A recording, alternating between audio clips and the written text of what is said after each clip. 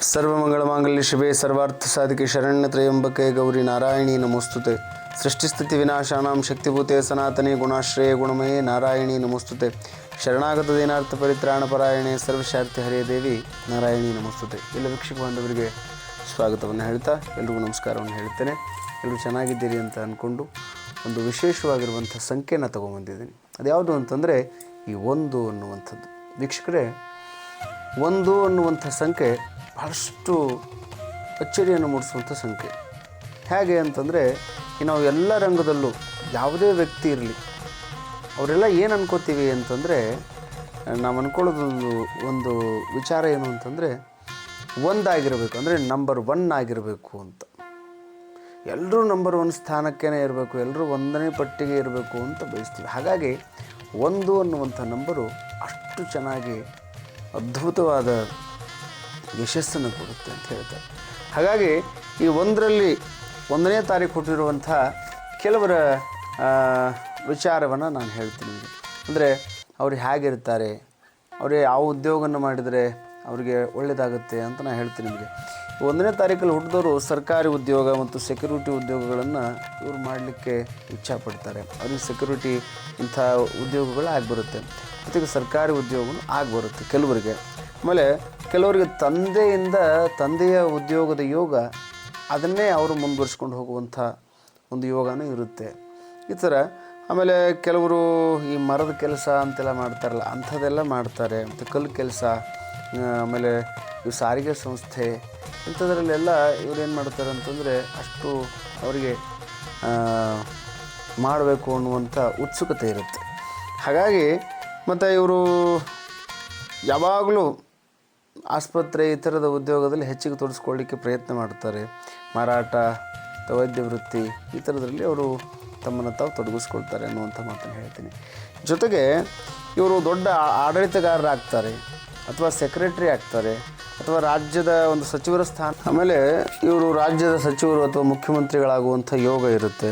ಜೊತೆಗೆ ಇವರು ಯಾವ ರೀತಿಯಾಗಿರ್ತಾರೆ ಅಂತಂದರೆ 16 ಜನರಿಗೆ ಯಜಮಾನರಾಗುವಂಥ ಯೋಗ ಇದೆ ಇವರು. ಈ 1ನೇ ತಾರೀಕಲ್ಲಿ ಹುಟ್ಟಿದವರು ಇವರು ಯಾವಾಗಲೂ ಯಜಮಾನತ್ವಿಕೆಯಲ್ಲಿ, ಅಂದರೆ ಲೀಡರ್ ಥರ ಇವರು ಯಾವಾಗಲೂ ಆ ಥರದ ಒಂದು, ಅಂದರೆ ಸಂಖ್ಯೆ ನಂಬರ್ 1 ಅಷ್ಟು ಅದ್ಭುತವಾಗಿರುವಂಥ ಯೋಗ. ಜೊತೆಗೆ ಇವರು ಮತ್ತೆ ಯಾವುದಾದ್ರೂ ಇಲಾಖೆಯಲ್ಲಿ ಮುಖ್ಯಾಧಿಕಾರಿಗಳಾಗಿ ಸೇವೆಯನ್ನು ಸಲ್ಲಿಸುವಂಥ ಯೋಗ ಇದೆ. ಈ ರೀತಿಯಾಗಿ ಅನೇಕ ಜಿಲ್ಲಾಧಿಕಾರಿಗಳಾಗುವಂಥ ಯೋಗ ಇದೆ. ಮತ್ತು ಸಾರ್ವಜನಿಕರನ್ನು ಮುನ್ನಡೆಸುವಂಥ, ಅವರಿಗೆ ಉತ್ತಮವಾದ ದಾರಿ ತೋರಿಸುವಂಥ ಯೋಗ ಇವರಿಗೆಲ್ಲ ಈ 1ನೇ ತಾರೀಕಲ್ಲಿ ಹುಟ್ಟಿದವ್ರಿಗಿದೆ ಅಂತ ಹೇಳ್ತೀನಿ. ಮತ್ತು ಇವರಿಗೆ ಯಾವ ರೋಗಗಳು ಬರುತ್ತೆ ಅಂತ ಕೇಳಿದ್ರೆ, ಇವರು ಹೃದಯದ ಒತ್ತಡದಿಂದ ಸ್ವಲ್ಪ ಬಾಧಿಸುವಂಥದ್ದು ಬರುತ್ತೆ. ಆಮೇಲೆ ಕಣ್ಣಿನ ಬಾಧೆ ಇವರಿಗಿರುತ್ತೆ, ಅಥವಾ ರಕ್ತದ ಒತ್ತಡ ಇರುತ್ತೆ. ಹಾಗಾಗಿ ಇವರಿಗೆ ನರಗಳ ವೈಫಲ್ಯತೆ ಅಂತ ಈ ಥರದ್ದೆಲ್ಲ ರೋಗಗಳು ಇವರಿಗೆ ಕಾಡಲಿಕ್ಕೆ ಶುರು ಮಾಡುತ್ತೆ. ಆಮೇಲೆ ಇವರು ಯಾವಾಗಲೂ ಮೆದುಳಿನ ತೊಂದರೆಯಿಂದ ಬಳಲ್ತಿರ್ತಾರೆ. ಜೊತೆಗೆ ಮುಖದೊಳಗೆ ಇವ್ರಿಗೆ ಏನಾಗ್ತದೆ ಅಂತಂದರೆ, ಈ ಮುಖದ ಮೇಲೆ ಅಲ್ಲಲ್ಲಿ ಕಲೆ ಆಗಿರುವಂಥ ಕಲೆಗಳು ಕಾಣಿಸುತ್ತೆ, ಗುಳ್ಳಿ ಆ ಥರ ಆಗಿರುವಂಥ ಕಲೆಗಳಾಗಿರುತ್ತೆ. ಅಥವಾ ಕೆಲವರಿಗೆ ಆಗಿರುತ್ತೆ, ಕೆಲವರಿಗೆ ಆಗಿರಲ್ಲ. ಅಂದರೆ ಅವರವರ ಜನ್ಮ ಇದರ ಮೇಲೂ ಹೋಗುತ್ತೆ.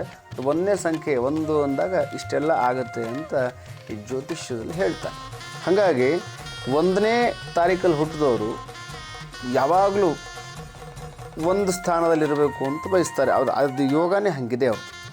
ಜೊತೆಗೆ ಇವರಿಗೆ ಇನ್ನು ಆಮೇಲೆ ಇವರಿಗೆ ಶುಭವಾಗಿರುವಂಥ ಪದಾರ್ಥಗಳು ಇವು ಯಾವುದು ಅಂದರೆ ಅಕ್ಕಿ, ಗೋಧಿ, ಆಮೇಲೆ ಕಡಲೆಕಾಯಿ, ತೆಂಗಿನಕಾಯಿ, ಆಮೇಲೆ ಇಂಗು, ಮೆಣಸಿನಕಾಯಿ, ಆಮೇಲೆ ಈ ಥರದ ಈರುಳ್ಳಿ, ಆಮೇಲೆ ಬಾದಾಮಿ, ಓಂಕಾಳು, ಮೆಣಸು ಈ ಥರದ್ದು, ಆಮೇಲೆ ನೀಲಗಿರಿ ತೈಲ, ಮತ್ತು ಅಡಿಕೆ ಮೂಲಿಕೆಗಳು, ಕೇಸರಿ ಮುಂತಾದವುಗಳು ಇವರಿಗೇನು ಅಂತಂದರೆ ಶುಭವಾಗಿರುವಂಥ ಪದಾರ್ಥಗಳು ಇವರಿಗೆ.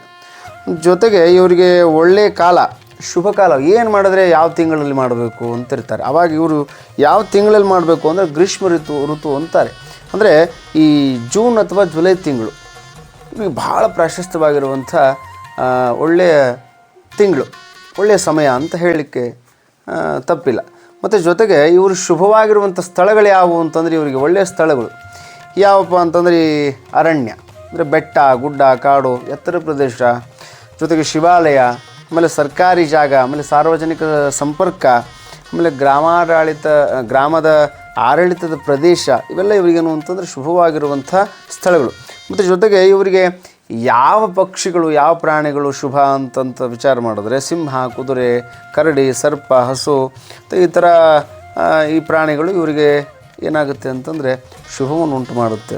ಅಂದರೆ ಇನ್ನೊಂದು ಏನು ಮಾಡಬೇಕು ಇವರು ಅಂತಂದರೆ 1ನೇ ತಾರೀಕಲ್ಲಿ ಹುಟ್ಟಿದವರು ಈ ಸಿಂಹ ಅಥವಾ ಕುದುರೆ ಈ ಥರದ ಒಂದು ಫೋಟೋಗಳನ್ನು ಈ ಹಣ ಇಡೋ ಪರ್ಸ್ನಲ್ಲಿ, ತಾವು ದುಡ್ಡಿರೋ ಪರ್ಸ್ನಲ್ಲಿ ಇಟ್ಟರೆ ಭಾಳ ಉತ್ತಮವಾದ ರಿಸಲ್ಟ್ ಇವ್ರಿಗೆ ಸಿಗುತ್ತೆ ಅನ್ನುವಂಥ ಒಂದು ಅದ್ಭುತವಾದ ವಿಚಾರ ನಿಮ್ಗೆ ಹೇಳ್ತಾ ಇದ್ದೀನಿ ವೀಕ್ಷಕರೇ ಅನ್ನುವಂಥ ಮಾತನ್ನು ಹೇಳ್ತಾ, ಎಲ್ಲರಿಗೂ 1ನೇ ತಾರೀಕಲ್ಲಿ ಹುಟ್ಟಿದವರು ಈ ರೀತಿಯಾಗಿ ಮಾಡಿದ್ರೆ ತುಂಬ ಒಳ್ಳೆಯದಾಗುತ್ತೆ. ಜೊತೆಗೆ ಇವರು ಧರಿಸಬೇಕಾಗಿರುವಂಥ ಶುಭರತ್ನಗಳು ಯಾವ ಉಂಗುರಗಳನ್ನು ಯಾವ ರತ್ನಗಳನ್ನು ಹಾಕ್ಕೋಬೇಕು ಅಂತಂದರೆ ವಜ್ರ ಅಥವಾ ಮಾಣಿಕ್ಯ ಇವ್ರಿಗೆ ಭಾಳ ತುಂಬ ಅದ್ಭುತವಾಗಿ ಆಗಿಬರುತ್ತೆ.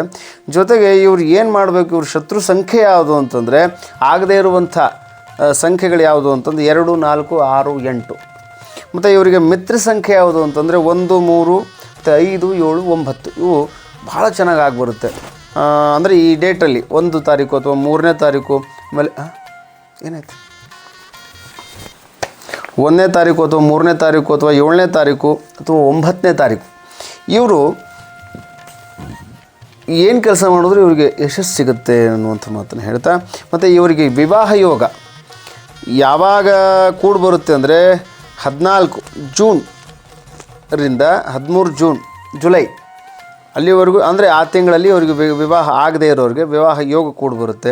ಅಥವಾ ಅದಾಗಲಿಲ್ಲ ಅಂದರೆ ನವಂಬರ್ 14ರಿಂದ ಡಿಸೆಂಬರ್ 13, ಅದು ತಪ್ಪಿದ್ರೆ ಮತ್ತೆ 14 ಫೆಬ್ರವರಿ, ಮಾರ್ಚ್ 13 ಇಷ್ಟರೊಳಗೆ ಇವ್ರು ಏನಾಗ್ತಾರೆ, ಇವ್ರಿಗೇನಾಗುತ್ತೆ ಅಂತಂದರೆ ವಿವಾಹ ಆಗುವಂಥ ಯೋಗ ಬರುತ್ತೆ, ವಿವಾಹ ಆಗದೇ ಇರೋರಿಗೆ ಅನ್ನುವಂಥ ಮಾತನ್ನು ಹೇಳ್ತಾ, ನೀವು ಭಾಳ ಉತ್ತಮವಾಗಿರುವಂಥ ಸಂಖ್ಯೆ ಈ 1ರಲ್ಲಿ ಹುಟ್ಟಿದಿರಿ.